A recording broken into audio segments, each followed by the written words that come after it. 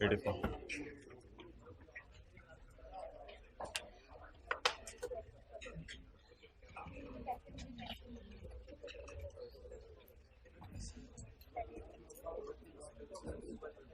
आकाश कुमार वाला सवाल डाउनलोड कर लिया था? हाथ खड़ा करते हैं जरा। क्या लॉगिन नहीं हो रहा? कितनों का लॉगिन नहीं हो रहा? बस एक आप पे नहीं हुआ, बाकी कितने लोगों का हो गया? नेट कनेक्शन अपना चेक करवाओ।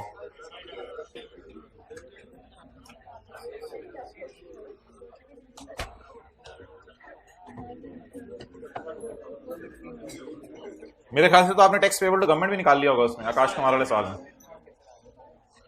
आज जूते पढ़ेंगे जो दूसरी क्लास में ना आया। पिछली दफा भी मुझे पता है कौन लोग नहीं आए। पेज नंबर 460, 320 पे इन्हीं रूम्स में तशरीफ लाना है। आज ग्राउंड फ्लोर पे नहीं है, इन्हीं रूम्स पे तशरीफ लाना है।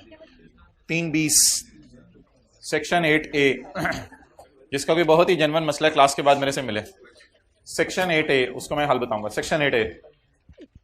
अच्छा जी, मोबाइल वाले भाई, अगर कभी ऐसा हो कि Honda Atlas car general tyre से टायर खरीदे और होंडा एटलस कार को जनरल टायर से टायर खरीदते हुए ये शक हो कि जनरल टायर 1,17,000 ले लेगा और उसमें से 17,000 गवर्नमेंट को जमा नहीं करवाएगा, तो ऐसी सूरत में गवर्नमेंट को ये पावर है कि होंडा को फेंटी मारे। अगर कभी Honda Atlas car general tyre से 1,17,000 के टायर खरीदे और होंडा को यह पता हो कि जनरल टायर 17,000 गवर्नमेंट के खजाने में जमा नहीं कराएगा, तो ऐसी सूरत में गवर्नमेंट को ये गवर्नमेंट को ये पावर है कि गवर्नमेंट जो है वो होंडा एटलस कार से भी 17,000 कवर कर सकती है। और इसके पीछे थीम वही है कि अम्मी आपको दही लाने को कहें और आप छोटे भाई को ये जिम्मेदारी लगा दें कि तुम दही लेके आओ, तो अम्मी आपको भी फेंटी मार सकती हैं, क्योंकि अम्मी कहेंगी तेनू पता नहीं सी, यू डिडंट नो कि छोटे ने क्या करना है। अम्मी नहीं, मैंने तो उसको कह दिया था, जैसे आपने कहा था मैंने वैसे कह दिया, और तुझे पता नहीं था, उसकी हरकतें पता नहीं तुझे, कल क्या करके आया पता तुझे, तो फिर आज चपेड़े। तो असूली तौर पर सजा तो मिलनी चाहिए जनरल टायर को, लेकिन होंडा को भी मिल सकती है। जॉइंट एंड सेवरल दोनों की ठोका ठुकाई होगी। जॉइंट दोनों को इकट्ठे बिठा के भी मारा जाएगा और सेवरल दोनों को अलग अलग करके भी मारा जाएगा। वेयर आ होंडा, मैं लिख देता हूं आके आपकी किताब पे, किताब दे मुझे। Where a Honda receiving a taxable supply, जहां होंडा टैक्सेबल सप्लाई रिसीव कर रहा हो फ्रॉम जनरल टायर। अच्छा, अनदर से मुराद General Tyre. Where a Honda receiving a taxable supply from General Tyre is in knowledge, जहां होंडा को पता है, छोटे की हरकतें पता है कि ये गड़बड़ करना है जनरल टायर ने। जनरल टायर पहले ही बदनाम है। होंडा इज इन नॉलेज और एज रीजनेबल ग्राउंड्स, या उसे उम्मीद है, शक है, डेट सम थोड़ा सा टैक्स 17,000 में से 2-3,000 पे, और ऑल या सारा 17 in respect of that sale, in respect of any previous sale और in respect of any future sale would go unpaid. Unpaid के ऊपर to government, would go unpaid to government, इसी चला दें यार, would go unpaid to government. भाईजान ये इस सेक्शन की जान है, येलो वाली लाइन। ये साबित कौन करेगा कि होंडा को ये पता था? भाईजान ये साबित फिर एफबीआर वाले करें, ये साबित एफबीआर वालों को करना पड़ेगा, क्योंकि इल्जाम भी एफबीआर वाले लगा रहे हैं होंडा पे कि तुम्हें पता था इसकी हरकतें गड़बड़ है। ये सेक्शन जो है ना बड़ा एफबीआर के ऊपर बार बनता है, यानी एफबीआर के ऊपर बोझ है ये सेक्शन। ये सेक्शन कह रहे हैं एफबीआर वाले तुम लोग साबित करो होंडा को कि तुम्हें ये ऑलरेडी पता था। अब ये साबित करना जरा मुश्किल काम होगा वैसे। द बर्डन ऑफ प्रूफ, साबित करने का बोझ, will be on tax department लिखें, will be on tax department. ये टैक्स डिपार्टमेंट के ऊपर होगा साबित करने का बोझ। क्या साबित करने का बोझ? That Honda is in knowledge कि जनरल टायर 2 नंबर बंदा है। That Honda is in knowledge, ये साबित करना काफी मुश्किल होगा डिपार्टमेंट के लिए, लेकिन करते तो बस ठीक है। अब पकड़ें किसको, सजा देनी शुरू करें। सच पर्सन, सच पर्सन से मुराद Honda as well as person making sale, उसको तो पकड़ना ही है। जनरल टायर, होंडा, अभी पीछे खड़े, Honda as well as General Tyre, Honda और General Tyre shall be jointly, दोनों इकट्ठे भी लायबल होंगे, shall be jointly and severally, और अलग अलग भी दोनों लायबल होंगे for unpaid tax. Unpaid tax के लिए दोनों भी लायबल होंगे, और दोनों इकट्ठे भी और दोनों ज्वाइंटली भी, यानी और दोनों अलग अलग भी, ज्वाइंटली इकट्ठे और सेवरली अलग अलग। द बोर्ड में exam any transactions from ambit of this section, board अगर चाहे तो कुछ ट्रांजेक्शंस को इस सेक्शन के स्कोप से बाहर निकाल दे। ठीक है जी, आज हम बैठे।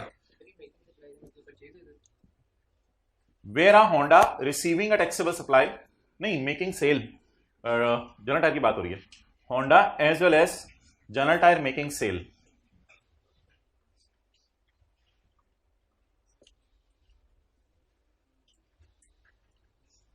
ओके, तो ये था जी concept joint and several liability. Joint means दोनों को भी लाइबल करा दिया जा सकता है, और सेवरल मींस अलग अलग थी। एक दो दोबारा पढ़ लें। Vera general tyre, sorry vera Honda receiving a tyre from General Tyre. Honda को पता है या शक है कि सारा या थोड़ा सा टैक्स उस सेल का या पिछली सेल का हुकूमत तक नहीं पहुंचेगा। एफबीआर साबित कर दे जाके कि होंडा को ये पता है। तो Honda as well as person making sale shall be इकट्ठे एंड अलग अलग लाइबल। आगे आ जाए जी, एडजस्टेबल इनपुट टैक्स।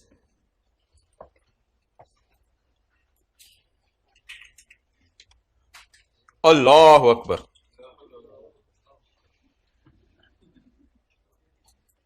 एक बंदा इनपुट माइनस कर सकता है मैक्सिमम 90% ऑफ आउटपुट तक, उससे ज्यादा नहीं। तो ये बात जो हमने साल से पढ़ रखी थी आज पढ़ भी ली। A registered person shall not be entitled to minus input, adjust का मतलब माइनस। A registered person shall not be entitled to minus input in a month exceeding 90% of output. Output के 90% से ज्यादा आपको माइनस करने की इजाजत नहीं है। एक्सेस इनपुट उसको क्या करते थे, अगले महीने कैरी फॉरवर्ड।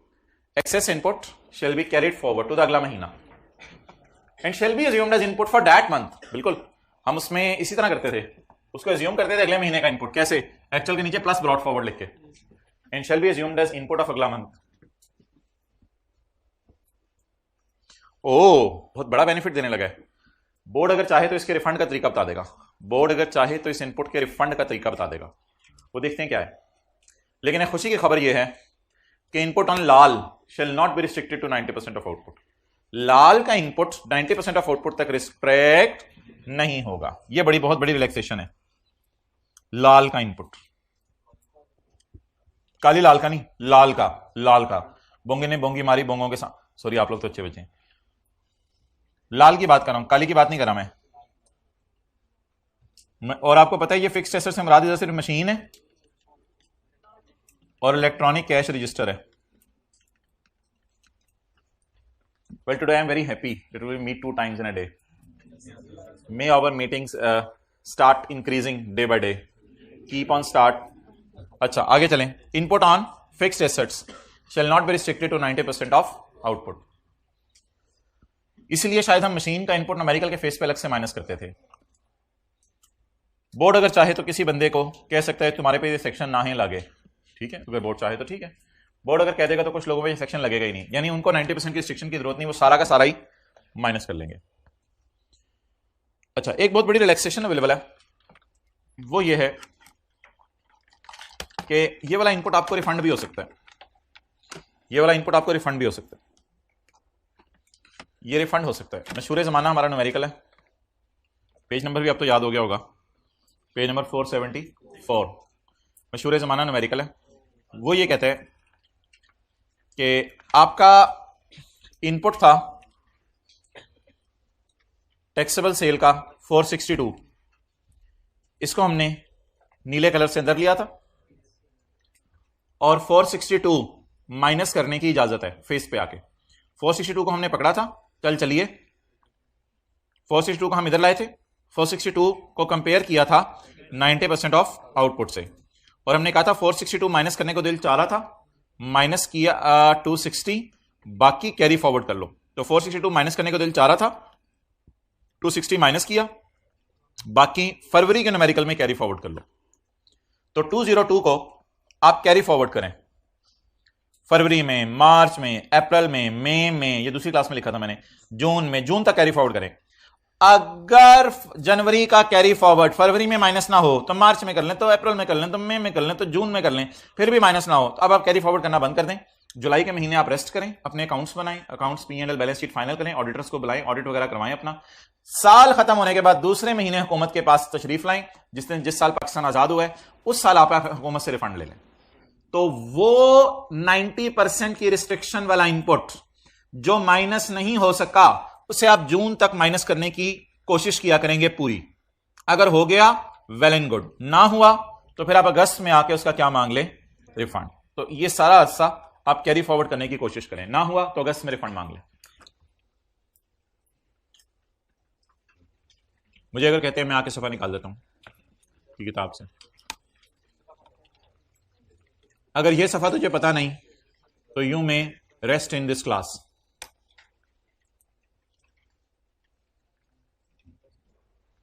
अस्सलाम वालेकुम, how are you all?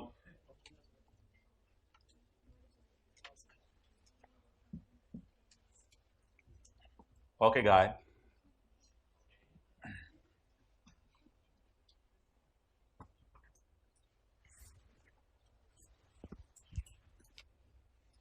you are giving tau to mustaches. What is tau in English? चिंग चोंग पाओ। अंग्रेज ताव नहीं देते मूंछों को। ओके,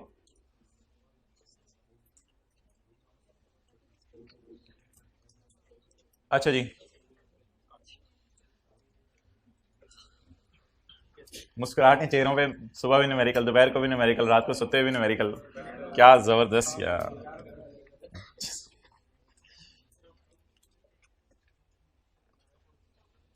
अच्छा, ये सीए शायद उन लोगों के लिए है जो एक कंसिस्टेंट एफर्ट करते हैं, डेली आते हैं, रोजाना का रोजाना करते हैं, जो चीज़ें अभी पेंडिंग जो छोड़ी होती हैं, किसी ने लेक्चर, किसी ने को होमवर्क, किसी ने को क्लास वर्क, किसी ने को क्लास कर, उनके लिए नहीं है, क्योंकि उनको तो अपने पिछले वाले मसले हल करेंगे या अगली चीज़ें साथ साथ करेंगे। तो ये ऑनलाइन वाले भी कई दफ़ा कुछ कहते हैं, ये ना करें वो ना करें, क्या हुआ जी लेक्चर पेंडिंग है, तो क्या मतलब भाई जो टाइम पे आ रहे हैं उनका क्या कसूर है। तो ये शायद उन्हीं लोगों के लिए जो कंसिस्टेंट एफर्ट कर रहे हैं, थोड़ी सी सुस्ती करने वाले बहुत दूर रह जाते हैं। सुस्त लोग, पेज 461,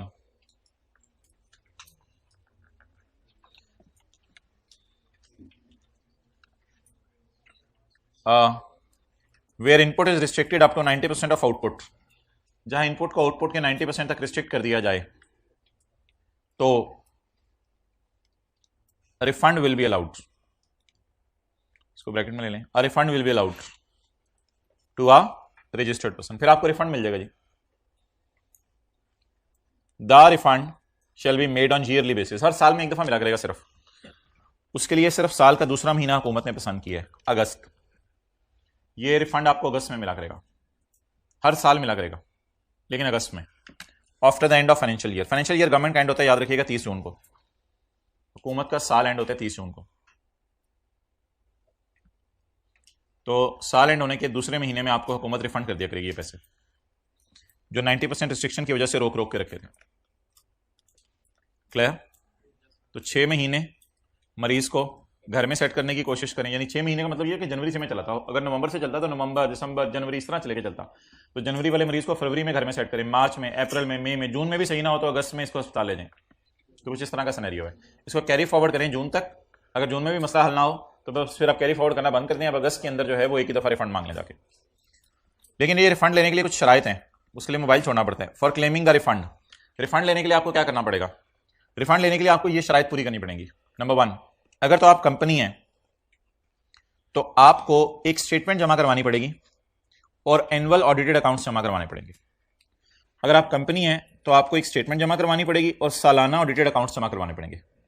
स्टेटमेंट में लिखा होगा आई रिक्वेस्ट फॉर रिफंड, मैं रिफंड के लिए रिक्वेस्ट करता हूं, खुदा के लिए मुझे रिफंड दे दो नहीं तो मैं मर, तो आप रिक्वेस्ट करेंगे रिफंड के लिए। The person should furnish a request along with सालाना ऑडिटेड अकाउंट्स, लेकिन सर्टिफिकेट ऑडिटर से बनवाना, महल्ले के चौधरी साहब से सर्टिफिकेट ना बनवाना। तो कंपनीज को ऑडिटर सर्टिफिकेट बनवाना पड़ेगा। और अगर आप कंपनी नहीं है और आप अदर पर्सन है, यानी इंडिविजुअल्स, एओपीज वगैरह, तो फिर आपके लिए कोई शराइत हम इधर लिख तो नहीं रहे, लेकिन बोर्ड से जाके पूछ लीजिएगा अगर आपके लिए कुछ शराइत हैं। तो पेपर में उठिएगा, निकलिएगा, ठोकर से रिक्शा पकड़िएगा, बोर्ड तक जाइएगा और बोर्ड से जाके पूछ लीजिएगा कोई शराइत हैं तो आप हमें बता दो, तो वो बोर्ड बता देगा। कुछ बातों को आप सीरियस ले लेते हैं, बस ठीक है यार, it's enough for today at least. आ जाए, वो कौन सा सवाल था?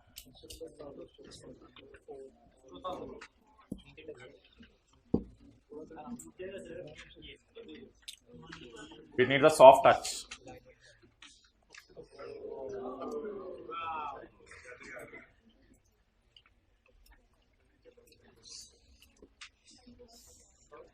अच्छा जी, ये एक सवाल है आकाश कुमार वाला, मार्च 2022 अटेम्प्ट का क्वेश्चन नंबर 3। ये कल डाउनलोड आप लोगों ने कर लिया होगा घर में। अच्छा, for the purpose of this question, ये अभी हम करने नहीं लगे। For the purpose of this question assume that today is 31 August 2022। Assume करो आज 31 अगस्त 2022 है। इसका मतलब ये है कि 30 जून 22 का हमारा साल अभी ताज़ा ताज़ा खत्म हुआ है। इस बात का मतलब बस ये होता है कि अभी महीना दो पहले नजर मारो, 30 जून 22 का साल खत्म हुआ है। इसलिए शायद रिक्वायरमेंट में उसने लिखा हुआ, ये सफा मैं आपको फोटोकॉपी करवा के दे दूंगा फिजिकल वालों को और हाइब्रिड वालों को, नॉट ऑनलाइन वालों को। Under the provisions of income तक कैसे आऊं? ओके बुरहान, ओके वसीम काकड़, जो जो मुझे कहते हैं मीटिंग में मेरा नाम लें क्लास में, उनका मैं नाम ले रहा हूं। Under the provisions of income tax ordinance 2001 and rules made thereunder compute total income, taxable income and net income tax payable to Akash. Payable to नहीं, पेएबल बाय और रिफंडेबल टू आकाश। तो ये सारी चीजें आपने, ये वजह से अजीब न्यूमेरिकल होता है जिसका सोल्यूशन नीचे हो। आइंदा नहीं सोल्यूशन सारा अपलोड करना। अच्छा, तो Akash Kumar owns and district taking under the name and style Prem ji and company which is engaged in the बनाना ऑफ जल्दी जल्दी घूमने वाली चीजें। Following information is available for पीजीसीज रिकॉर्ड। हाउ लॉन्ग लॉस आ गया है, अकाउंटिंग वालों की नजर में क्या आ गया है? लॉस आ गया। चलिए आप लोग छोड़ें, इधर देखें। ऑपरेटिंग एक्सपेंसेस में एक खर्चा पड़ा हुआ है, क्या पड़ा हुआ है? पेनल्टी। पेनल्टी किसको पे किया है? कस्टमर को। तो अलाउड होगी नॉट अलाउड होगी? अलाउड होगी। फाइन टू गवर्नमेंट तो नहीं है, ये तो पेनल्टी है। ये पॉइंट बड़ा अच्छा था, कमीशन वाला, ये पहली दफा बड़े वाले न्यूमेरिकल में आया। तो ये सारी चीजें हमने क्लास में डिस्कस की हुई हैं। ये कोई व्हीकल बिक रही है, ये बैड डेट रिकवरीज हैं, ये कोई प्लांट आप किराए पे दे रहे हैं मशीन के साथ, ये कोई 3 साल पुराने उधार हैं, और ये कोई इंटरेस्ट आपको माफ हुआ है। तो एडजस्टमेंट्स पड़ी नहीं है क्लास में, लेकिन इस तरह जरा सवाल में पहली दफा आई हैं इकट्ठी हो गए सारी। तो इंशाल्लाह स्टे ट्यून्ड। थोड़ा सा बस फिक्रमंद करना था आपको अगली क्लास के लिए। अब जिथे दी खोती होते आन खलोती हो जाएं, यानी कि कल जो हम कर रहे थे बच्चों उसकी तरफ आ जाएं आप। ओके बच्चे, पेज 491। आज अब सुबह सुबह घर वालों को आउट स्टेशन वाले फोन करके आए थे, आज हम 2 दफा कॉलेज जाएंगे। घर वाले भी कह रहे हैं पढ़ के लूट मचा दी तुमने, तो हमें तुम पे फख्र है, हमारा ये सपूत सही निकला है, बड़ा लाइक बच्चा। जी, आपका समाज से राब्ता होता रहता है जिंदगी में। Samaj is registered in sales tax act 1990 and is engaged in the business of बनाना एंड बेचना ऑफ इलेक्ट्रॉनिक चीजें, केमिकल की चीजें and other consumer goods. Following information has not been extracted from SS record for the month of August 2016। Sorry, has been. तो अगस्त 16 में इनके record से ये डाटा मिला है, बाकी सारी चीजें हमने नोट कर ली हुई हैं। अब धड़ाधड़ शुरू करें। धड़ाधड़ का मतलब होता है धड़ा धड़, धड़ धड़ धड़ धड़।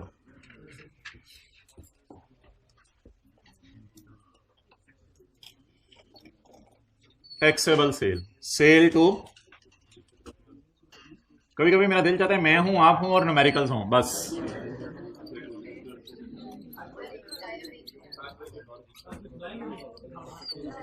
उसके लिए 5 घंटे कम से कम आना पड़ता है भाई, ऐसे नहीं, बड़ी कुर्बानी देनी होती है, बड़ी कुर्बानी।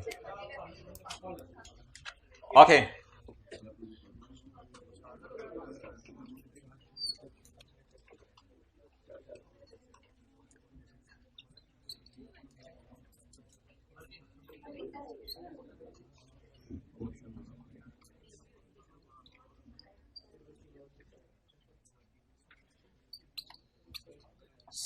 Cell input. आप थोड़ा सा साइड पे हो सकते हैं? आप तो आज दूर ही चले गए, आप तो ना ही बोलें। आज तो दीवार भी परेशान है कि मेरे पे बोझ नहीं है। Okay,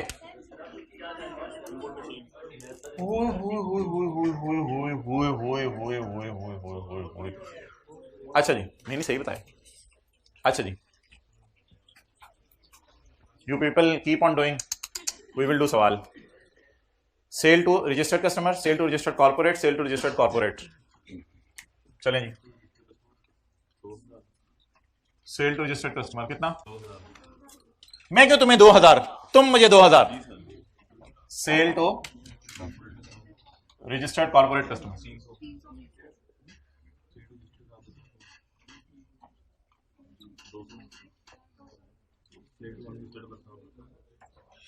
cell to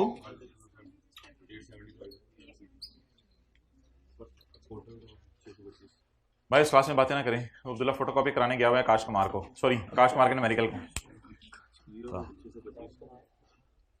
cell to exporter या सेल एज एक्सपोर्टर? हम एक्सपोर्टर हैं या हम एक्सपोर्टर को सेल कर रहे हैं? इसका मतलब है ये जीरो रेट सेल तो नहीं है, ये तो सेल 17% है। सेल टू एक्सपोर्टर,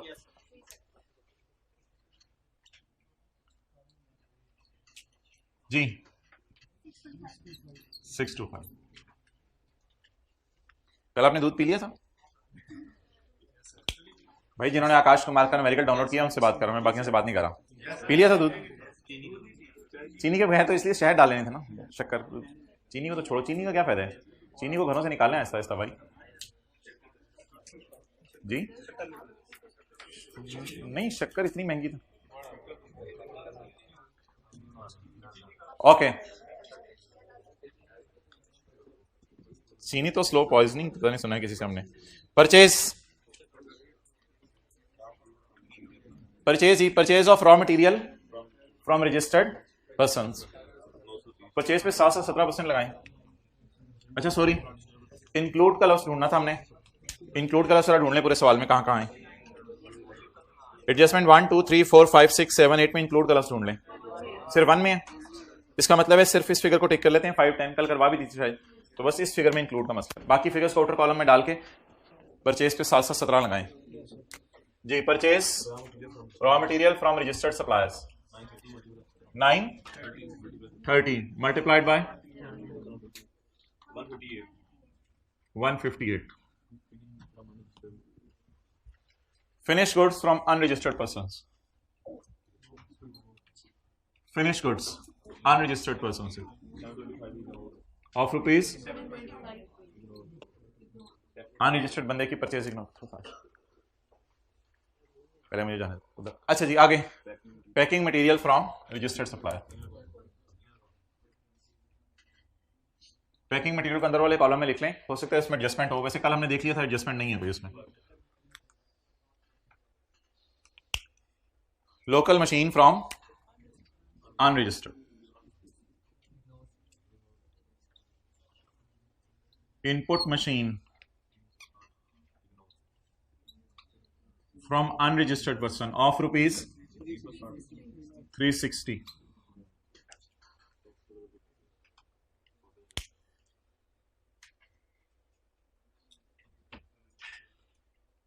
चिनमिन चिनमिन मिनमिन बुन बुन नहीं करनी। ओके अच्छा, अगर हम परचेज करने जाएं कॉटेज इंडस्ट्री से परचेज, तो फिर हम टैक्स पे नहीं करेंगे। तो मैंने कहा था कल सेल टू कॉटेज इंडस्ट्री पे टैक्स लगेगा। परचेज अगर हम करने जाएं कॉटेज इंडस्ट्री से तो शायद हम टैक्स पे ना करें, तो परचेज कॉटेज इंडस्ट्री इग्नोर कर दें।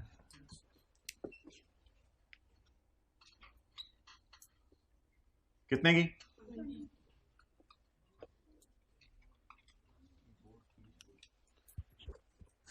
इंपोर्ट में अगर कस्टम ड्यूटी पड़ी है, पड़ी रहो।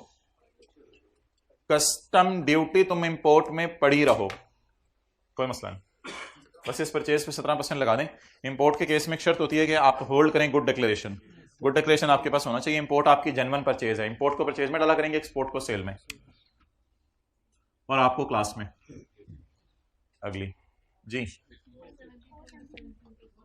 4 इंटू 17% 80 जी 80 बिल्कुल। इंपोर्ट्स चलें जी, पॉइंट 1 पढ़ना।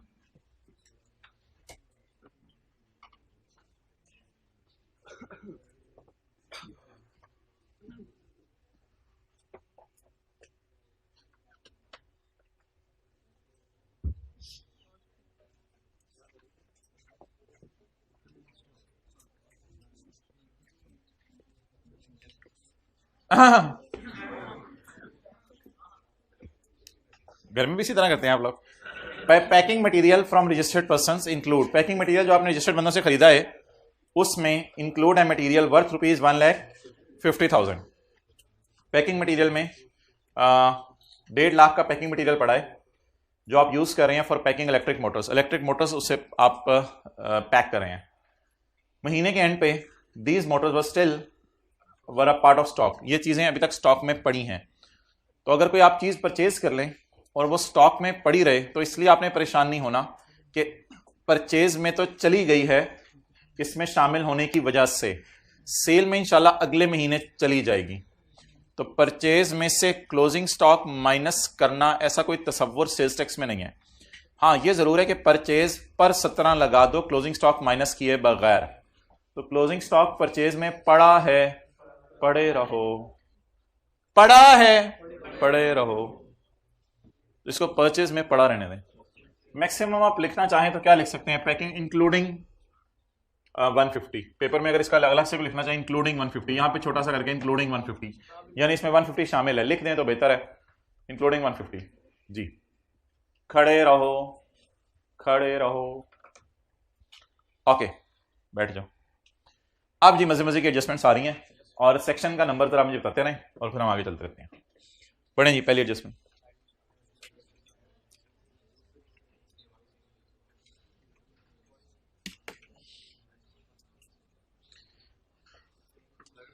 A registered supplier has supplied goods, क्या है ये, परचेज है, सेल है? अच्छा, अगली जितनी एडजस्टमेंट्स है ना, बातें जरा बाद में कर लीजिएगा, अगली जितनी एडजस्टमेंट्स है ना वो इस एतबार से ज्यादा आसान है कि उनको माइनस करके सेट नहीं करना, यानी वो इंक्लूड नहीं है कि माइनस करके सेट करें, उनमें बस अब ज्यादा आसानी है। ये जो इंक्लूड वाली एडजस्टमेंट होती है ना, ये रेक्टिफिकेशन टाइप चीजें होती हैं, यानी रॉन्ग क्या हो चुका है, क्या होना चाहिए, इस तरह सोचना पड़ता है।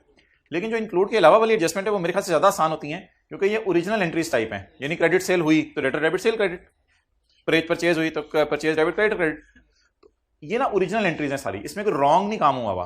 तो इनमें आप बस ये सोचना है कि इनको परचेज में डालना हुआ तो डाल देंगे, ना डालना हुआ तो डैश लगा देंगे, सेल में डालना हुआ तो डाल देंगे, ना डालना हुआ तो डैश लगा देंगे, क्योंकि सेल या परचेज में से माइनस जबरदस्ती करने की कोशिश नहीं करेंगे, क्योंकि ये ऑलरेडी इंक्लूड नहीं है।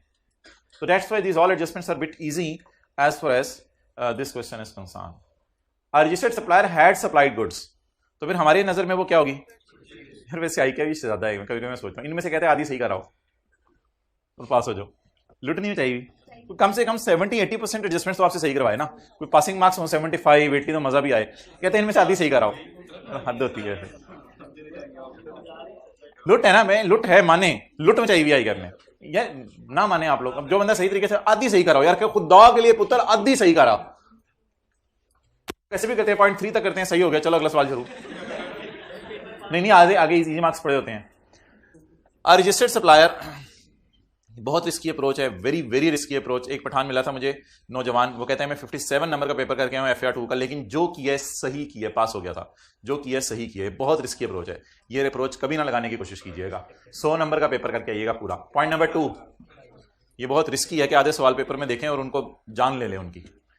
Point 2, registered supplier had supplied, अच्छा चलो ठीक है, आपका दोस्त था। Registered supplier had supplied goods, एक रजिस्टर्ड सप्लायर, एक और पठान की कहानी सुनाता हूं, इसने पेपर उठाए, intro FR1 FR2 cost, sir हमें थ्योरी नहीं पसंद, 4 पेपर एक टाइम में उठा लिया उसने, पढ़े। पॉइंट 2, पता नहीं बाद में नहीं मिला कभी। Point number 2, a registered supplier had supplied goods, एक रजिस्टर्ड सप्लायर ने गुड्स सप्लाई किए हैं वर्थ रुपीज 50,000 रुपए की चीजें, ये पुरानी स्कीम में था, अभी किसी ने फतवा दे देने PRC में है वो तो कैसे उठा सकते हैं। A registered supplier had supplied goods worth rupees 50,000, purchase है सेल है, परचेज, अगस्त के महीने में उसने सप्लाई की हैं चीजें। वैसे तो गुड्स रिसीव हो गई हैं, लेकिन अभी तक ना हमें इनवॉइस नहीं आई। तो हमने पढ़ा था सेक्शन 7 में कि गुड्स डिलीवरी तो चलो ठीक है, सेक्शन 7 में पेज 457 पे पढ़ा था हमने, अ रजिस्टर्ड पर्सन इनपुट माइनस नहीं कर सकता जब तक के ही होल्ड्स इनवॉइस, इसके पास इनवॉइस ना हो। तो इसलिए आप इनवॉइस होल्ड नहीं कर रहे, ऐसी सूरत में आपको परचेज रिकॉर्ड करने की इजाजत नहीं है। तो इसका सॉल्यूशन है I do not hold invoice.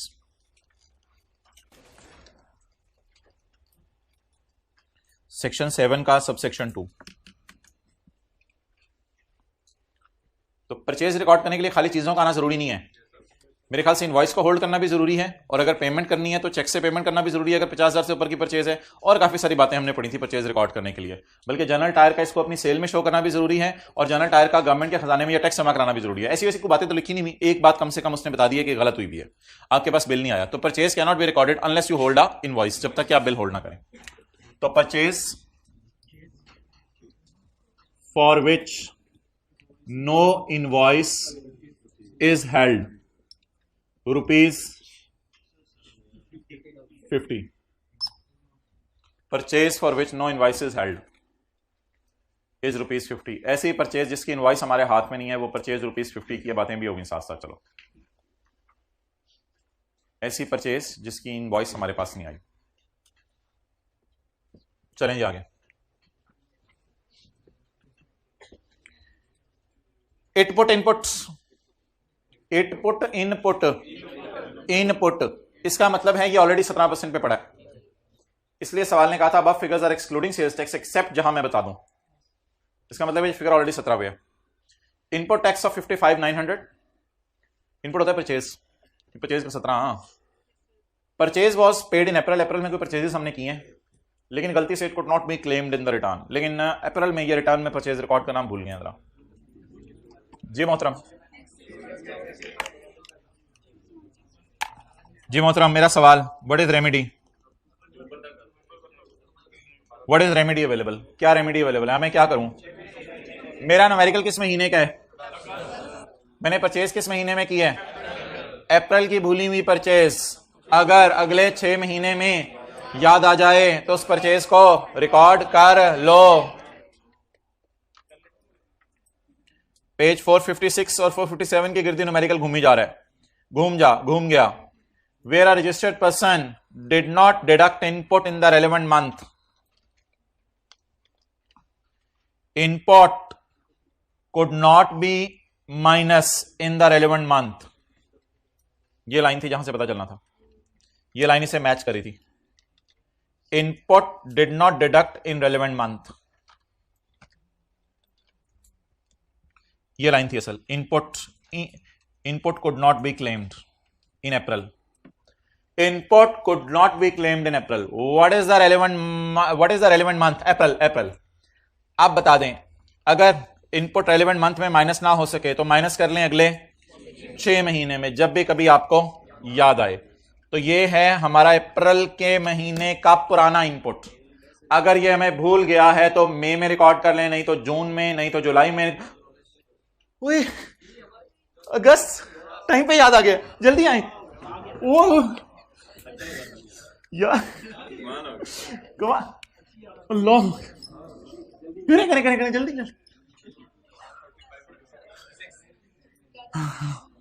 शुक्र करें 6 महीने में याद आ गया।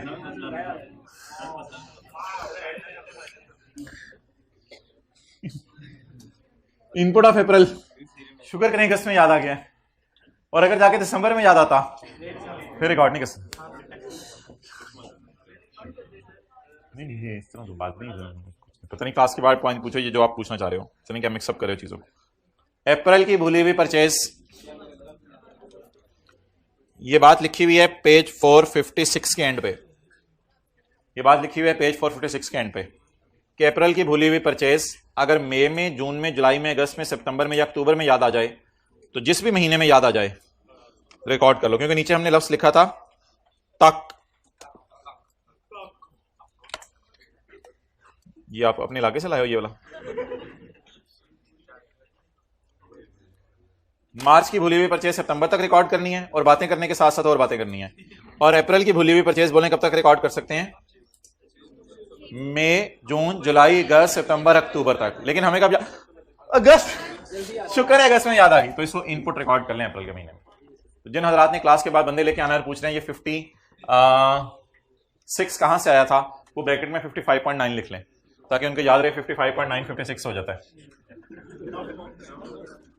ओके अच्छा मादरत भाई, ये जो डैश वाली लाइन है ना, ये मैं मिटा रहा हूं क्योंकि मेरे पास जगह ना है। अब मुझे पता है एंड पे जब आप तस्वीर लेंगे तो फिर वो पूरी पिक्चर आपके सामने नहीं आएगी, लेकिन मेरे पास जगह ना है, दिल में है लेकिन व्हाइट बोर्ड पे नहीं है। इनपुट अप्रैल का, जी मोहतरम, क्या हो जाता? रिफंड क्या मतलब? नहीं, वो तो और ही चीज है, वो और ही सिनेरियो है। वो तो वो परचेज हैं जो रिकॉर्ड हुई हैं और फिर 90% डिस्काउंट की वजह से माइनस नहीं हो सकी। ये तो रिकॉर्ड ही नहीं हुई सिरे से। ओके आगे चलें। वो चीज न्यूमेरिकली टेस्ट नहीं होती। पॉइंट 4,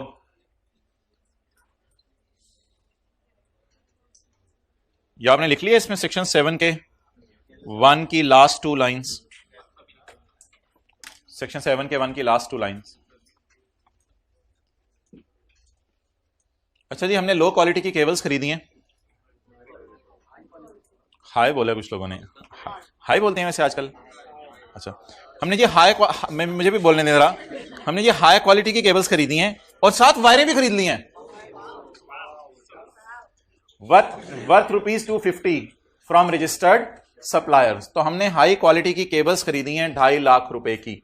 अब आप मुझे बताएं, अगर मैं हाई क्वालिटी की केबल्स खरीदें 2.5 लाख रुपए की, आगे लिखा हुआ है ये केबल्स किस लिए खरीदी हैं, तो क्या एज्यूम करूं मेरा इलेक्ट्रॉनिक चीजों का कारोबार है तो बेचने के लिए खरीदी हैं या फिर दीवार के अंदर डालने के लिए खरीदी हैं? तो ऑब्वियसली हम ये एज्यूम नहीं कर सकते कि ये जो वायर्स हैं, साई की तरफ देखिएगा, ये जो वायर्स हैं these are to be used in immovable property. Anarkali के सर तक पहुंच जाए, these are to be used in immovable property, these are to be used in immovable property नहीं, ये इमूवेबल प्रॉपर्टी के अंदर के लिए नहीं है। तो प्रोबेबली चुप ना, या मुझे पढ़ाने दें या मुझे, पेज 458 के ऊपर पॉइंट नंबर H था, उसमें हमने पढ़ा था अगर गुड्स यूज्ड हों इन इमूवेबल प्रॉपर्टी, अगर गुड्स यूज्ड हों इन इमूवेबल प्रॉपर्टी यानी कि बिल्डिंग के अंदर वायर्स यूज हों तो परचेज डेड है। लेकिन भट्ट साहब ने कहा था नहीं, बट ऐसी तारें जो बेचने के लिए हैं उनकी परचेज पे 17 लगाने की इजाजत है। तो इसलिए ये तारें हम एज्यूम करेंगे बेचने के लिए हैं, दीज आर, क्योंकि हमारा इलेक्ट्रॉनिक आइटम्स का कारोबार है तो ये तारें बेचने के लिए हैं, इसलिए हम इसको परचेज जेन्युइन परचेज समझेंगे। अब इसको इग्नोर करते हैं क्योंकि परचेज हमारी जेन्युइन है, बस पड़ी हुई है तो लड़ने क्यों लगे हैं, आराम से बता देंगे, बोले सर पड़ी नहीं हुई, हाँ प्यार से बोलो, छोटे लेके आ जाते हैं हम। Purchase of high quality cables, अब ये परचेजेस हमारी परचेज में पड़ी हैं या नहीं पड़ी? नहीं पड़ी, ये हमारी जेन्युइन परचेज है। अब इसको परचेज में डाल दें। Purchase of cables and wires 250, purchase पे साथ अब्दुल्ला कैलकुलेटर मेरे घर से ले आए, पॉइंट्स से जिंदगी बाहर आ जाओ, बहुत पॉइंट्स हो गया।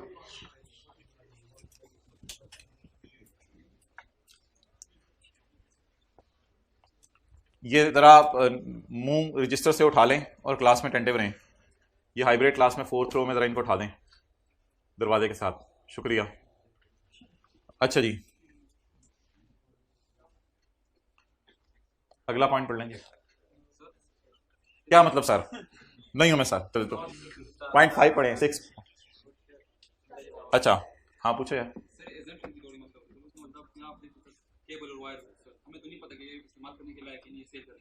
मेरे ख्याल से हमारा कारोबार है इलेक्ट्रॉनिक आइटम्स का। हाँ, अगर फर्नीचर कारोबार हो, फर्नीचर लें तो वो भी हमारी जेन्युइन परचेज होगी। एक मिनट ना, उसको बोल लेने दो, वो तो मेरे बोलने के दरमियान भी बोल रहा है ताकि मुझे भी सवाल समझना है।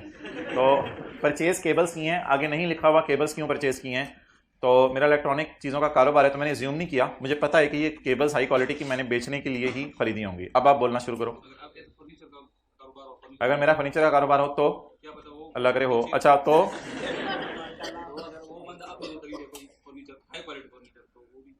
लिखेगा ना परचेज फर्नीचर फॉर कुछ आगे लिखेगा।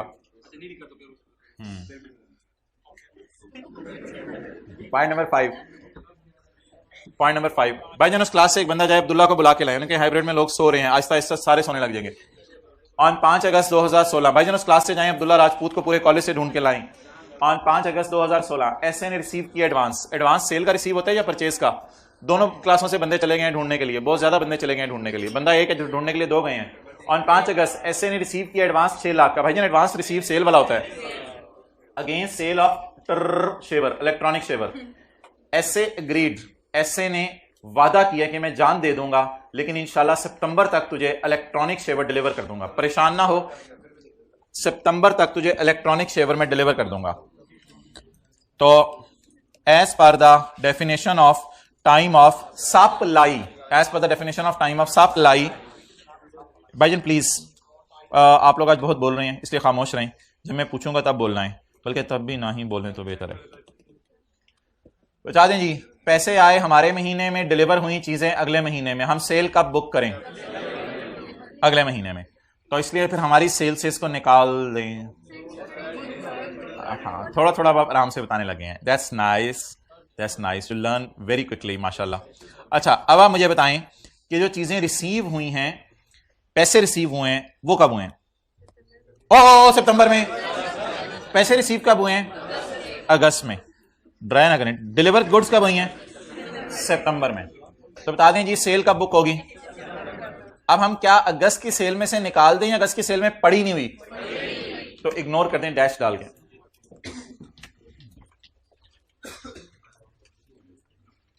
Cell of shaver. ना ना ना ना ना, एक मिनट प्लीज, इट्स एनफ। आप खड़े जी, आप खड़े हो, आप भी खड़े हो, आप भी खड़े हो। और ये ना पूछिएगा मैंने क्यों खड़ा किया, ये मत पूछिएगा मैंने क्यों खड़ा किया। ये एक मिनट, मैं कह दिया खड़े हो जाए, बस बात करो। एडवांस रिसीव्ड, भाई एडवांस रिसीव्ड पे टैक्स नहीं लगता। हाँ हाँ, ऑफ ₹600।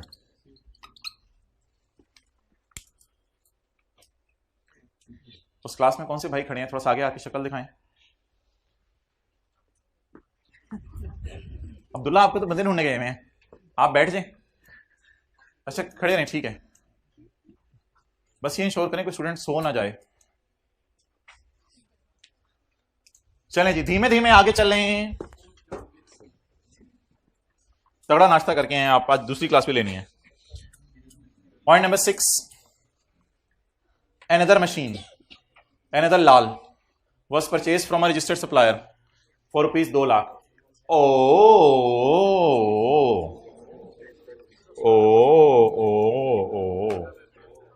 ये फिगर ऑलरेडी 117 पे पड़ी है, ये फिगर ऑलरेडी 117 पे पड़ी है। It is inclusive of sales tax. वैसे तो लिखा होता है सारी चीजें एक्सक्लूसिव हैं, लेकिन इसके साथ सवाल ने बता दिया कि इट इंक्लूड सेल्स टैक्स, तो फिर इसमें 17% पड़ा है। बैठ से आप दोनों, और कोई बोलेगा तो उससे भी खड़ा किया जाएगा।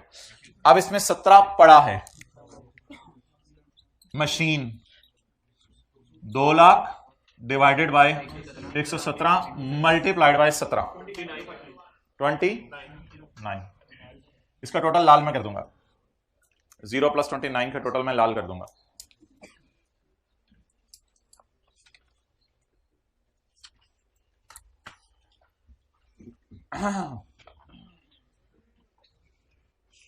ओके, चलें जी आगे।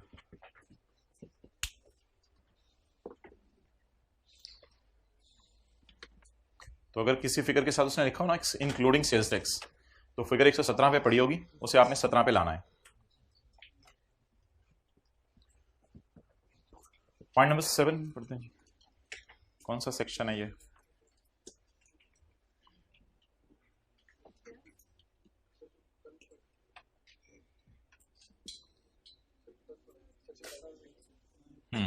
ठीक फरमाया आपने।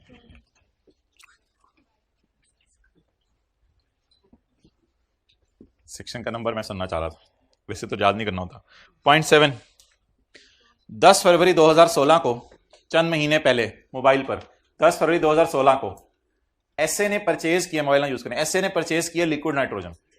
चंद महीने पहले एसए ने परचेज किया लिक्विड नाइट्रोजन। अगर सॉलिड होती हमारी बला से, केमिकल की चीजें बस हम बेच रहे हैं। लिक्विड नाइट्रोजन हमने बाय किया है 3 लाख का मुगल खानदान से, मुगल खान अनारकली की पोती की पोती की पोती से। तो मुगल खानदान से हमने जो है वो बाय किया है लिक्विड नाइट्रोजन। लिक्विड नाइट्रोजन हो तो मुगल खानदान का, मशहूर है बाजार में, एक रजिस्टर्ड सप्लायर है मुगल खानदान। लेकिन हमने उधार पे खरीदा है। उधार वाली पेमेंट 180 दिन में हो जानी चाहिए। ऑन 15 अगस्त 16, जैसे इंडिया की आजादी मनाई जा रही थी 15 अगस्त 16 को, तो ऐसे इसी खुशी में पेमेंट कर दी मुगल खानदान को by way of a cross check. Cross check से पेमेंट की और उसके बैंक अकाउंट में पैसे ट्रांसफर किए। अब हमने ये देखना है कि क्रेडिट ट्रांजैक्शन 180 दिन में पे हुई है या नहीं। फिलहाल 15 अगस्त को लिफ्ट ना कराएं, 10 फरवरी को सामने रखें और मोबाइल छोड़ के कैलकुलेटर जरा हाथों में पकड़ें और कैलकुलेटर पर आप लिखना शुरू करें। आज आपको एक ट्रिक बताता हूं, आसान सा ट्रिक है। कौन सा ट्रिक है ये मैंने बनाया? आज एक ट्रिक बताता हूं जिससे पहला महीना भी कैलकुलेटर पे गिन लिया करें। पहले आप मेरे साथ पहला महीना उंगलियों पे गिने। 10 फरवरी आपने गिनना नहीं है। मैंने कहा था क्रेडिट ट्रांजैक्शन की पेमेंट 180 दिन में होनी चाहिए। ये ट्रांजैक्शन बहुत ज्यादा इंपॉर्टेंट है, पास पेपर में बहुत ज्यादा टेस्ट हो रही है। उंगलियां तैयार रखें, कैलकुलेटर तैयार रखें, बॉल पॉइंटर तैयार रखें, दिमाग को रिफ्रेश कर लें। अच्छा जी, 10 फरवरी आप 11 से गिनना शुरू करें। 11, 12, 13, 14, 15, 16, 17, 18, 19, 20, 21, 22, 23, 24, 25, 26, 27, 28, 29, क्योंकि 2016 लीप का साल है। तो 2016, 20 और 24 मैंने कहा था लीप का साल है। तो लीप का साल है 29 दिन, 29 दिनों का है। इट मींस कि आपकी उंगलियों पे, अच्छा कुछ ऐसे ज्यादा होते हैं जो उंगलियों पे गिनने के बाद ना आप ये गिन रहे होते हैं कि उंगलियां कितनी हुई हैं। सो 19, ये 19 हो गए। ये कितने दिन हो गए? अगर आप ये उंगलियों पे नहीं गिनना चाहते तो आप फिर 11 से मत गिनिएगा, आप 29 में से 10 माइनस कीजिएगा। ये शायद बताने के लिए आपको बुलाया था। अगर आप उंगलियों पे गिनना चाहते हैं वेल एंड गुड, 11 से 29 तक गिन लें। अगर आप उंगलियों पे नहीं गिनना चाहते तो फिर थोड़ी सी एहतियात बरतिएगा। 29 में से फिर आपने 10 माइनस करना, फिर आपका जवाब सही आएगा। 29 में से 10 माइनस करें, 19 ही आ रहा है। अब 180 दिन मुझे पूरे कराएं फरवरी में। अच्छा, जहां आपको लगे ना कि अब 180 दिन पूरे होने वाले हैं, वहां एक चीख मार दीजिएगा, लेकिन सिर्फ फिजिकल वाले। किस तरह? क्या मतलब? मैं मार के दिखा देता हूं चीख, अब पता नहीं बच्चे माइंड कर जाते हैं, वरना मुझे तो कोई प्रॉब्लम नहीं। मार्च, अप्रैल, जब आपको फील हो कि 180 दिन पूरे होने लगे हैं तो एक चीख मार दीजिएगा। 180 दिन, 180 दिन, 90 दिन कल थे, आज 180 दिन है। Are you people? जुलाई के डाल दो 31, चीख तो नहीं मारेंगे। अगस्त के डाल दो 31।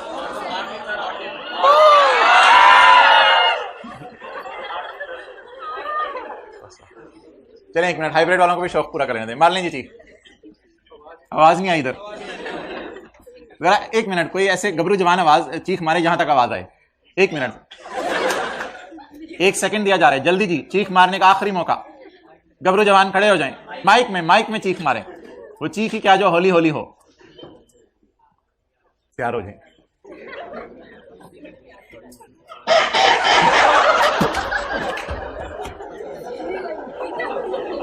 बंद कर, माइक बंद कर दें। ये बंदे को भेजिएगा क्लास के बाद। वापस अब्दुल्ला, बस बहुत हो गई। अच्छा, आप मुझे बताएं, नोट करें।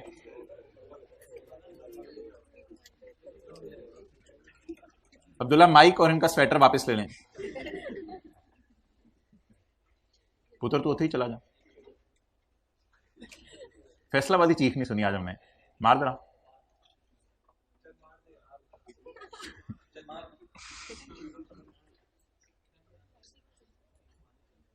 पिशावरी चीख मार तू।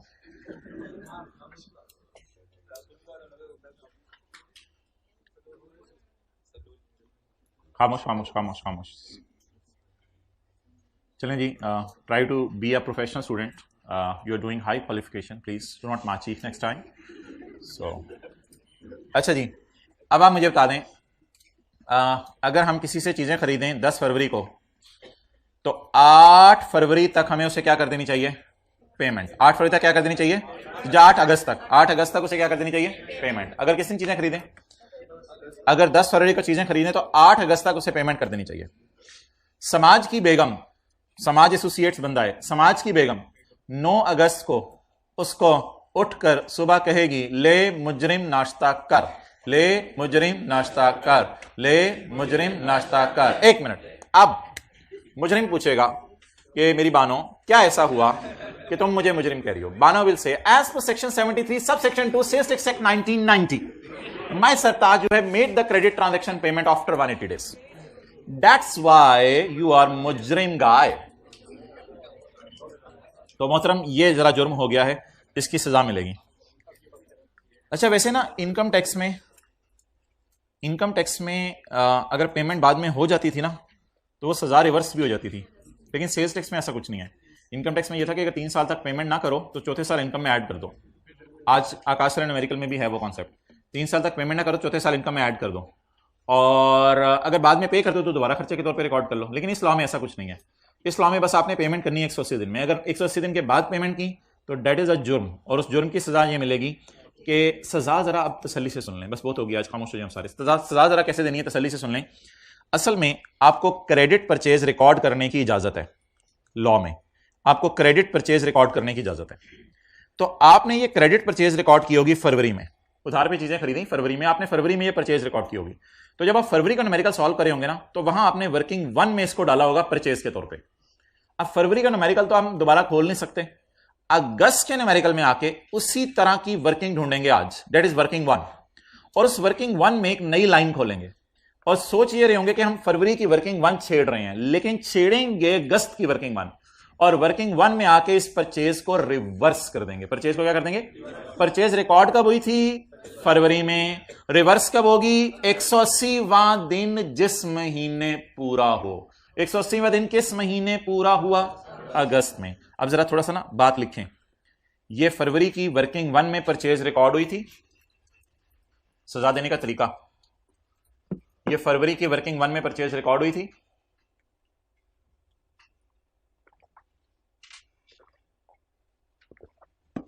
ये फरवरी की वर्किंग वन में परचेज रिकॉर्ड हुई थी।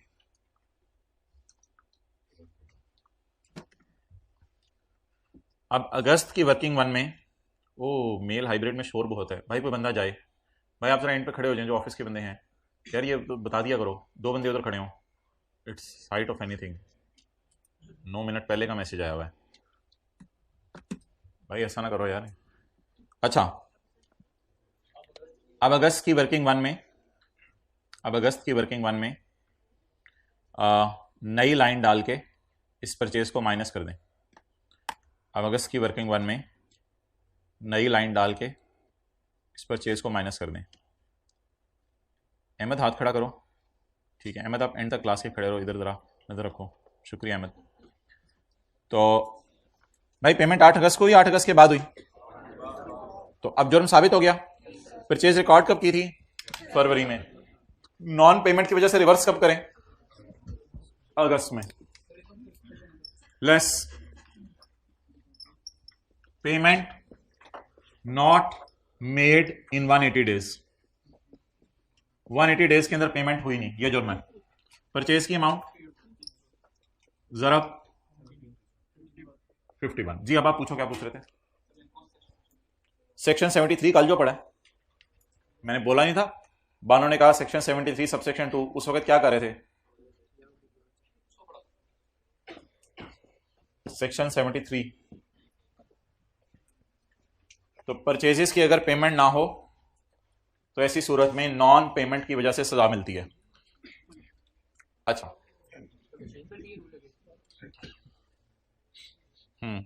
अच्छा मोहतरम, अगली बात सुनिएगा गौर से,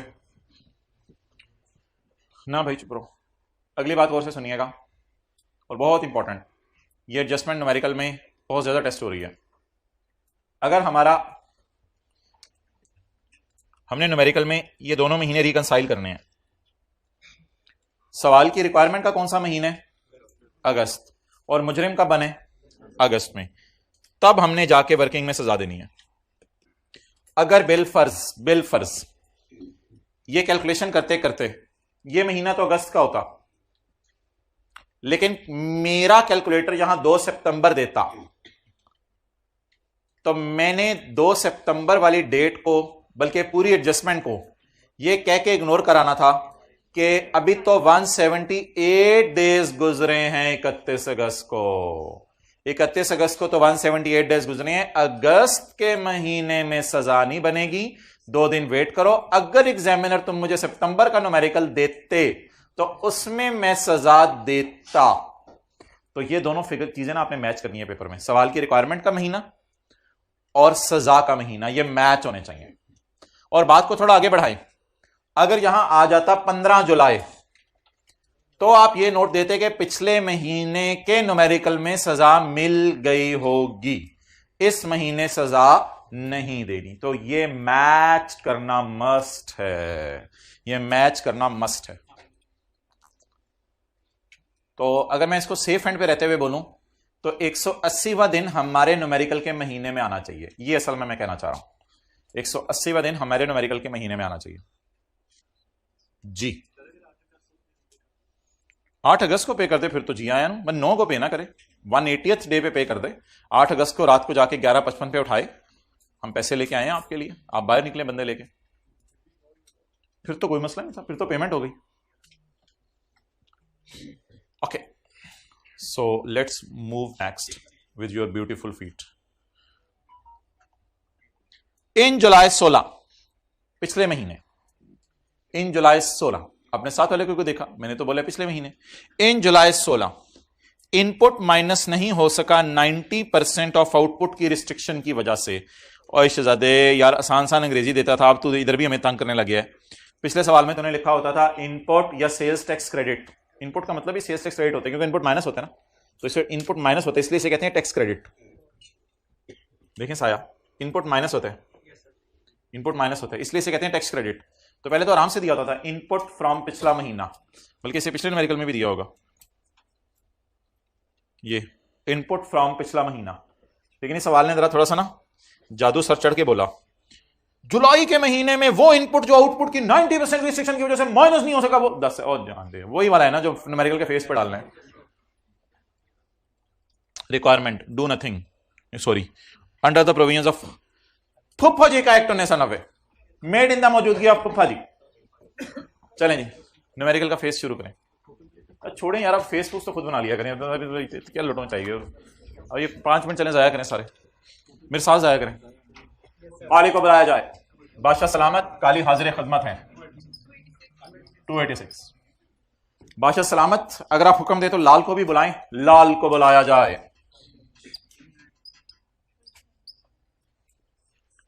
286 एंड 29 बादशाह सलामत, अगर आप इजाजत दें तो इसका टोटल कर लें, किया जाए। बड़ा राउंड टोटल किया है आज मेरी रियाया ने, बादशाह सलामत कह रहे हैं। अच्छा 4000 डन। अपॉर्शनमेंट की वर्किंग है, सेल टैक्सेबल कितनी 4 ओ पैकिंग मटेरियल का 17%। बादशाह सलामत, हमें भूल गए थे, माफ किया वजीर तुम्हें। करो टोटल 37, ज्यादा हो गया 87, हाँ हाँ हाँ 373। माजरत बादशाह सलामत, आइंदा भी आपको मौका देंगे गलती का। 373 काली को बादशाह सलामत हमने आपके कहने पे बदल दिया है, ओके। 373 जीरो रेट और एग्जेम्प्ट सेल। बादशाह सलामत, अफसोस के साथ ऐलान किया जाता है आज ना हम काली के टोटे करेंगे ना हम लाल के टोटे करेंगे। बादशाह सलामत, आपके लिए यह बुरी खबर है, आज ना हम काली के टोटे करेंगे ना आज हम लाल के टोटे करेंगे। क्यों बादशाह सलामत, आप एक्सपोर्ट सेल करें ना, हम भी आप पे फख्र करें। फिर आप एक्सपोर्ट सेल कर ही नहीं रहे, ये बानो अपने सरताज समाज से कह रही है ना, आप एग्जेम्प्ट सेल कर रहे हैं। तो बादशाह आप तो शर्मिंदा ही करा रहे हैं हमें। बादशाह आपकी हरकतों की वजह से आज हमें काली लाल को तोड़ना नहीं पड़ेगा। चलो फिर भी काली को बुलाया जाए 373 और इसको अपनी असली हालत पे छोड़ दिया जाए। लाली को बुलाया जाए, इनको इसी तरह ले आओ आज, खाली बिना टोटे, लाल बिना टोटे,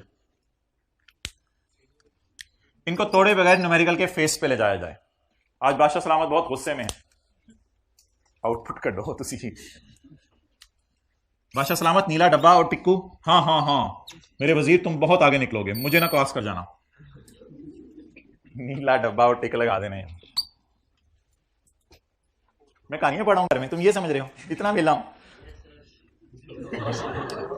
अच्छा, समाज जालिम समाज दुश्मन नासिर। आउटपुट इधर देखिए होगा numerical output,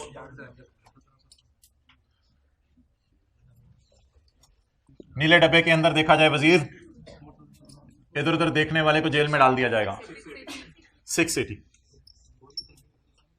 less input, lower of actual, सही सलामत काली को लाया जाए। 373 सवाल में से आपको रोने की आवाजें आ रही हैं। 373 रो रहा है, मेरे पिछले महीने का भाई किधर है, इसको भी बुलाओ, मेरे साथ बिठाओ, फिर हम फ्लाई कर जाएं जहाज की तरह। 10,000 अहमद, एक आय रखो बच्चों पे, कोई बोले तो प्रिटेंड कर देंगे। आ जाओ 383 इलेक्ट्रिक शेवर लेके आना अगली क्लास में। 90% ऑफ आउटपुट 612। मोहतरम आप आखिरी रो में आज खड़े हो जाएं, खड़े हो जाएं, इन दोनों का डिफरेंस लेके बताएं कितना कैरी फॉरवर्ड करेंगे। थामे कैलकुलेटर। मोहतरम आपको आज बहुत मार पड़ेगी। माइनस करने को दिल चाह रहा था 383 और लोअर भी है 383, इसलिए कुछ कैरी फॉरवर्ड नहीं करेंगे। आप क्लास के बाद मिलिएगा। 383 बैठ जाएं, आइंदा हमेशा आपको यह याद रहेगा। 383 और 612 में से लोअर क्या है? तो जब वही एक्चुअली लोअर है तो फिर कैरी फॉरवर्ड तो कुछ नहीं करना ना। 297। बादशाह सलामत लाल कह रहा है मैंने भी आना है। लाल को लाया जाए और इसको काली करके यहां लिखा जाए। ठीक है बादशाह। 297 माइनस 29 268। बादशाह टिक्कू आपको याद है? 3% ऑफ सेल टू 875।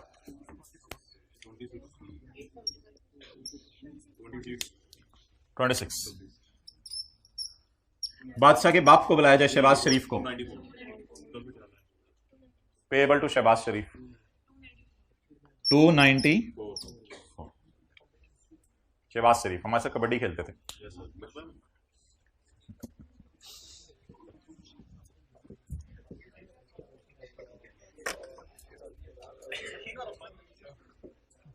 हाँ, मशीन वाला इनपुट पूरा माइनस होगा। इसको 90% रिस्ट्रिक्शन से नहीं गुजारेंगे। मशीन वाला इनपुट पूरा माइनस होगा।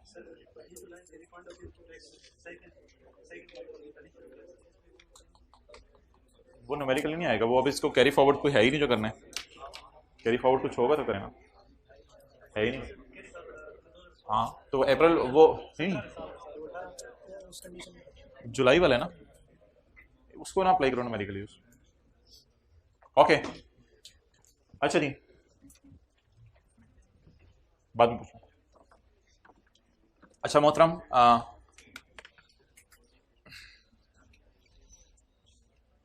बड़ी इंपॉर्टेंट डिस्कशन मैं आपसे करने लगा हूं।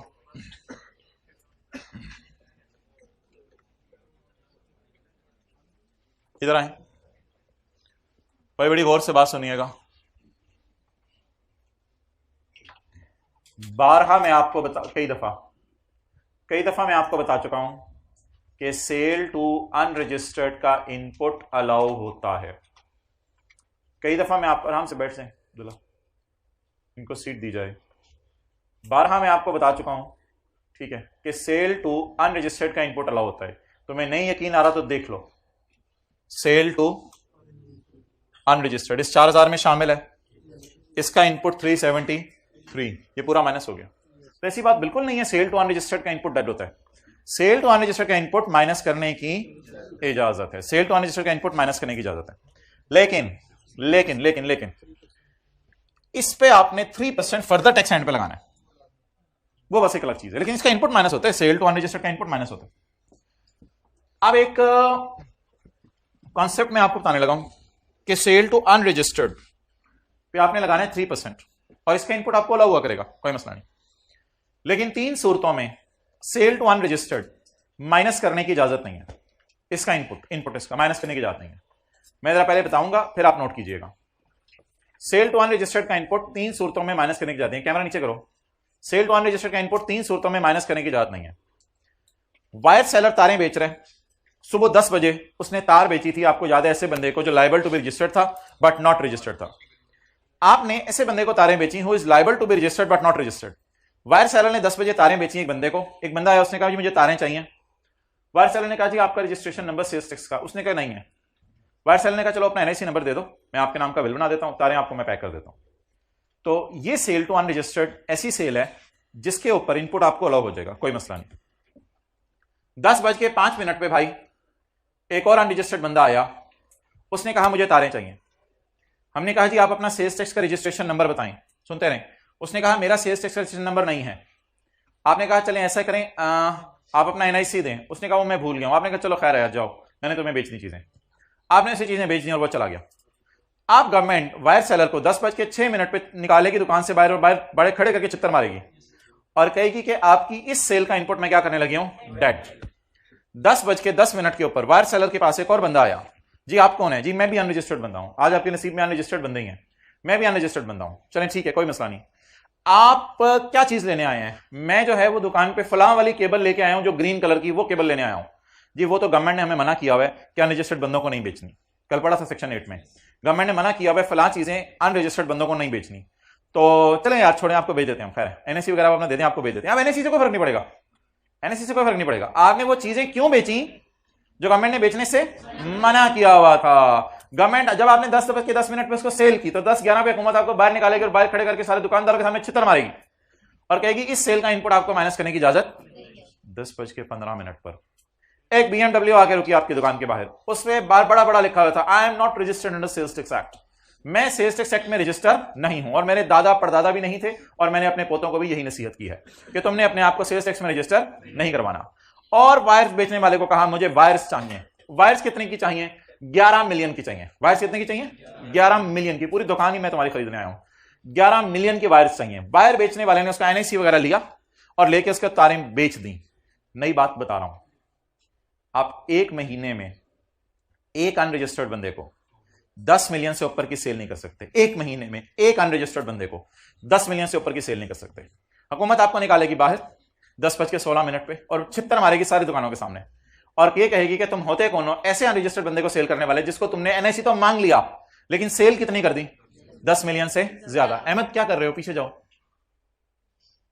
यार प्लीज ना, वो बच्चों को नजर नहीं आता और अगर कोई बोल रहा है तो उसको क्लास बस निकाल दो चुप करके।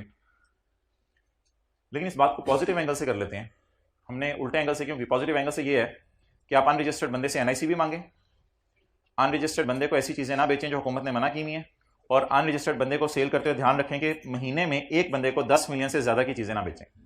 तो इतनी मुश्किल जो हमने बात की आसान करके बात कर लेते हैं। तो सेल टू अनरजिस्टर्ड में 3 एहतियातें करें। नंबर 1, एनआईसी भी मांग लें, उसको ऐसी चीजें ना बेचें जो गवर्नमेंट ने बेचने से मना किया हुआ है। और तीसरा, अगर महीने में सेल करनी है आपने अनरजिस्टर्ड, ये नई बात बताइए आज, तो आप उसको 10 मिलियन से ज्यादा की सेल ना करें। क्लियर? अच्छा, अब आने वाले दिनों में शायद न्यूमेरिकल्स इस रुख पे जा रहे हैं कि हम इधर देखें, हम सेल टू अनरजिस्टर्ड में एक और कैटेगरी डालेंगे, सेल टू अनरजिस्टर्ड निहायत बुरे। एक तो है ना सेल टू अनरजिस्टर्ड बुरे, एक है सेल टू अनरजिस्टर्ड निहायत बुरे। इसमें वो जो 2-3 कैटेगरीज मैंने आज नहीं बताई वो आएंगी, और वो सेल टू अनरजिस्टर्ड निहायत बुरे फिर चौथी लाइन के तौर पे यहां आएगा, और उनका फिर इनपुट हम क्या कर दिया करेंगे? डेड कर दिया करेंगे। क्लियर? अब ये आपने कहां नोट करना है ये मैं आपको बताता हूं, पहले जरा मेरी बात सुन लें। सेल टू अनरजिस्टर्ड पे 3% तो लगाना ही लगाना है, इस पे मेरी कोई दूसरी राय नहीं। सेल टू अनरजिस्टर्ड का इनपुट क्या है? माइनस करने की, जैसे आज के सवाल में किया। लेकिन अगर सवाल में लिखा हो कि आपने एनआईसी रिसीव नहीं किया अनरजिस्टर्ड बायर से, या सवाल में लिखा हो उसको स्पेसिफाइड गुड्स बेची हैं एज टोल्ड बाय गवर्नमेंट, जो गवर्नमेंट ने मना की हुई थी, या लिखा हो सवाल में sale per month to single unregistered person is greater than 10 million in a month, even if I receive, NIC ले भी लूं लेकिन 10 मिलियन से ऊपर की सेल करने की जरूरत, इजाजत नहीं है। यह बात आपने नोट कहां करनी है? यह बात आपने नोट करनी है, मैं बताता हूं आपको, यह बात आपने नोट करनी है सारी की सारी पेज नंबर 453 पे। यह बात कहां नोट करनी है? पेज 453 पे। आपने 10 बजे कैसे बंदे को चीजें बेची हैं? उस liable to be registered but not registered, याद आ रहे? बेची थी चीजें। अच्छा, तो इसमें आप 2 कैटेगरीज बनाएं, इधर है जगह, ऐसे 2 कैटेगरीज बनाएं, पेज पे आ गए, 2 कैटेगरीज बनाएं। आम हालात में लिखें इनपुट अलाउ है, काफी जगह माशाल्लाह सफे पे आम हालात में इनपुट अलाउ है। ये प्लीज इस यहां से कुछ एरो खींचना शुरू करें, यहां से कहीं से भी। आम हालात में इसका इनपुट अलाउ है, लेकिन 3 सूरतों में इनपुट क्या हो जाएगा? डिसअलाउ। 3 सूरतों में इनपुट डिसअलाउ हो जाएगा। वो 3 सूरतें अब मैं खोल के आपको दिखा देता हूं। 3% तो लगाने लगाने वो बात तो अलग है, अभी मैं क्या डिस्कशन कर रहा हूं? Input allow. 3 सूरतों में इनपुट डिसअलाउ हो जाएगा, वो 3 सूरतें लिख लें।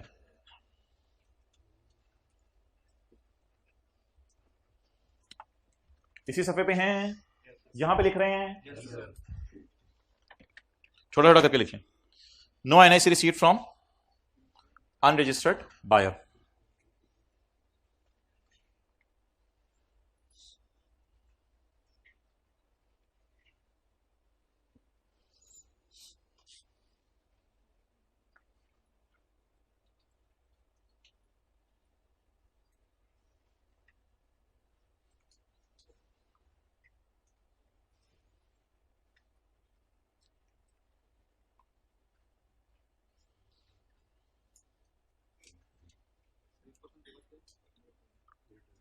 Greater than, unregistered greater than rupees 10 million in a month. ये नई बात है, ये पहले लॉ में नहीं पढ़ाई हुई अभी तक आपको.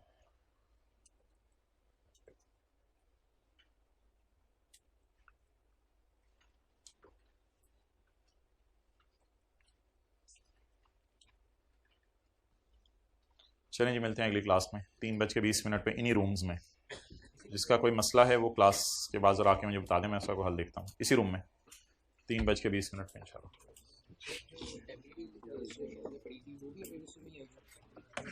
नहीं वो रजिस्टर्ड में आ जाएगा. सेल है, सेल पे 17 लगेगा तो आउटपुट आएगा. 4,000 उधर गया ना, फिर वो 680 आउटपुट है. ये आप कह रहे हैं इनपुट है, ये क्या कहते हैं जो ये सेल है अनरजिस्टर्ड को, इसमें ये पड़ा है. तो अनरजिस्टर्ड की सेल इसमें पड़ी है, तो 875 का इनपुट इसमें आ गया, वो माइनस हो गया. कोई मसला नहीं भाई. ये सफ़े एंड बाहर बांटे जा रहे हैं आपको. बाहर सफ़े ज़रा पकड़ के खड़े हो जाओ, बाकी हज़रात जाते रहें. ये देना, हाँ बस ओवर कर दें भाई. उस रूम में कोई सफ़े बांट रहे हैं? अच्छा.